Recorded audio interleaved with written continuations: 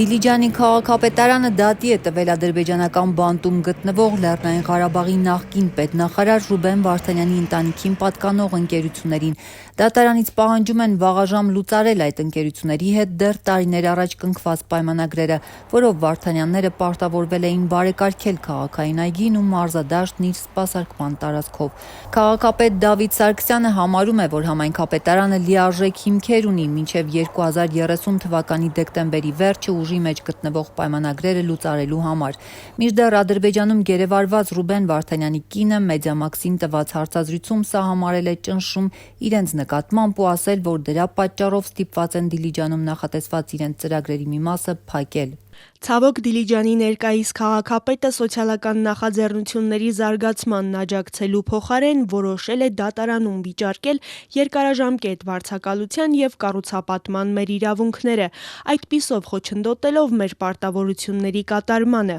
Դա բնականաբար խնդիրներ է ստեղծում մեզ համար, բայց ավելի վատն այն է, որ սա նաև վատ ազդանշան է մասնավոր ներդրողների և սոցիալական ձեռնարկատերերի համար։ Քանի որ ձևավորվում է անբարենպաստ ներդրումային և սոցիալական միջավայր, որտեղ իրավունքները պաշտպանող օրենքի և օբյեկտիվ չափորոշիչների փոխարեն գործում են անձնական հարաբերությունները քաղաքապետարանի հետ և որոշ պաշտոնյաների մասնավոր շահերը։ Վերոնիկա Զոնաբենդը չի պարզաբանել, ինչ մասնավոր շահերի մասին է խոսքը։ Վարդանյանների ընտանիքին պատկանող Դիլիջանի զարգացման հիմնադրամից պնդում են, որ 2018-ին Դիլիջան համայնքի նախկին ղեկավարից շինարարության թույլտվություն են ստացել։ 2023-ից ի վեր համայնքապետարանը ներկայացրել քաղաքային այգու զարգացման ծրագրի նախագիծը։ Այն ավագանուն նիստով պետք է անցներ, բայց մինչ օրս նախագծին անդրադարձ չի եղել իրենց անհասկանալի պատճառներով։ Մինչդեռ համայնքապետ Դավիթ Սարգսյանն Ազատությանն ասաց, հիմնադրամի ներկայացուցիչների ասածները չեն ընդունում ու պնդեց, որ ունեցել են դատարան դիմելու հիմնավոր պատճառներ։ Քաղաքի ղեկավարը պնդում է, Վարդանյանները խախտել են իրենց պայմանագրային պարտավորությունները, բայց չի մանրամասնում, որ պարտավորությունների մասին է խոսքը։ Մենք խոսում ենք ֆակտերով, մենք եթե պետական կառույցը դիմել է դատարան, ուրեմն անհիմն չի դիմել։ Այսինքն ունենք մենք մեր պատճառաբանությունները եւ մեր հետևանքները, որից ելնելով մենք այդ քայլը արել ենք։ Դա խոսքով չի։ Դա ընդհանրապես գործով է եւ ապացույցներով եւ հստակ քայլերով։ Հիմա դուք ավականու հաստատմանը չեք ներկայացրել իրենց նախագծերը, ինչու՞։ Քանի եթե կա դատական գործ մի գործողության մեջ, Չէ, 23 թվականից ինքը ասում է, որ 21 թվականից այդ նախագծերը հանրային լսում են անցել եւ ներկայացվել են քաղաքապետարան, որպեսզի դրանք հաստատվեն։ Ինչու չեն հաստատվել։ Ամենայն հարգանքով ձեզ չանցնենք այդ կետը, որ մենք վերադառնանք 23 թվականից մեր խոցացած կամ չհամաձայնեցվածներին, բայց ես վստահ եմ, այն ինչը որ ասում են, որ 23 թվականից չի հաստատվել, դա չի համապատասխանում իրականությանը։ 2018-ի Թավշյա հեղափոխությունից օրեր անց վարչապետ Նիկոլ Փաշինյանն այցելել էր Վարդանյան ընտանիքի կողմից Դիլիջանում կառուցված միջազգային դպրոց, որտեղ Ռուբեն Վարդանյանի ու նրա կնոջ մեջտեղում նստած վայելում էր դպրոցի ուսանողների կատարումները։ Այստեղ էր, որ հայտարարեց, թե Դիլիջանի միջազգային դպրոցը կարող է լինել ոգեշնչանքի, էնտուզիազմի, լավատեսության կենտրոն։ This school can be a spot of hope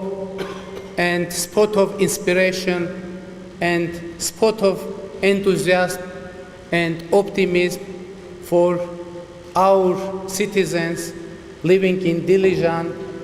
or passing by. Ինչու տարիներ անց, հատկապես երբ Ռուբեն Վարդանյանի գերեվարվելուց հետո ընտանիքը ծանր վիճակում է, իշխանություններն այլևս չեն վստահում նրանց։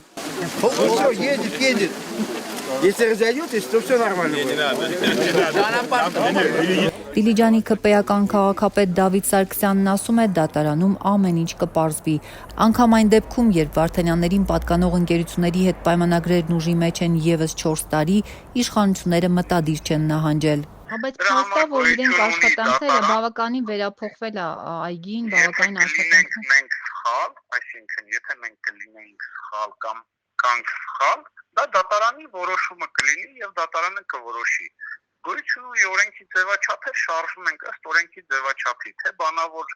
ինչ խոսակցություններ է եղնում։ Կարծում եմ ճիշտ չի լինի, որ նստենք մեկնաբանենք բանավոր խոսակցությունները։ Շնորհակալություն ձեզ լավ տարի եմ մաղթում։ Համայնքապետարանի էջում հրապարակված որոշումներից երևում է, որ Վարդանյանների ընտանիքին պատկանող բարեգործական հիմնադրամին դեռ 2014-ին են կառուցապատման իրավունքով տրամադրել այգու ավելի քան 1 հեկտար տարածքը։ Հողամասի տարեկան վճար է սահմանվել մրցույթում առաջարկված առավելագույն գինը՝ 1.280.000 դրամ։ Մեկ տարի անց Վարդանյանները ևս մի կտոր են վարձակալել տարեկան մոտ 110.000 դրամ վարձավճարի դիմաց։ Նույն թվականին բարեգործական հիմնադրամը 99 տարով վարձակալել է այգուն կից գտնվող մարզադաշտն իր սպասարկման տարածքներով։ Վարդանյանները, որ մինչ այդ Դիլիջանում միջազգային դպրոցից բացի տարբեր ներդրումային ծրագրեր են իրականացրել, պարտավորվել էին բարեկարգել քաղաքային այգին ու մարզադաշտը, նոր խաղահրապարակներ կառուցել։ Ռուբեն Վարդանյանի կինը Մեդիամաքսին տված հարցազրույցում շեշտել է, թե 15 տարի առաջ այգին մաս-մաս արված էր, կտոր-կտոր սեփականացված։ Այդ բոլոր սեփականատերերից գնելու համար մոտ $1 միլիոն են ծախսել, հետո արդեն $4 միլիոն ծախս արել այգու բարեկարգման համար։ Բայց դեռ մանկական խաղահրապարակի ծրագիր ունեն, որն է սկսելու համար տեղի իշխանությունների համաձայնությունն է պետք, որ չեն ստանում։ Եթե 15 տարի առաջ Դիլիջանի այգին այնքան էլ ապահով վայր չէր, ապա այսօր այստեղ զբոսնում են ընտանիքներ, խաղում են երեխաներ, տարբեր տարիքի մարդիկ ակտիվ զբաղվում են սպորտով, ասել է Զոնաբենդը։ Վերջին 10 տարում մենք եւ մեր գործընկերները միայն Դիլիջանի կենտրոնական այգու բարեկարգման եւ ենթակառուցվածքների մեջ ներդրել ենք ավելի քան $4 միլիոն։ Իսկ 2012 թվականից մինչև օրս դպրոցի եւ Դիլիջանի ու տեղական համայնքի զարգացման համար իրականացված մշակութային, սոցիալական եւ ենթակառուցվածքային տարբեր նախագծերի համար մեր սեփական ու մեր գործընկերների կատարած ընդհանուր ներդրումները կազմել են մոտ $236 միլիոն։ Հիմնադրամի տվյալներով միայն անցած տարի Վարդանյանների ընտանիքին պատկանող երկու ընկերությունները հարկերի, տուրքերի եւ այլ պարտադիր վճարների տեսքով համայնքային բյուջե են վճարել $44 միլիոն։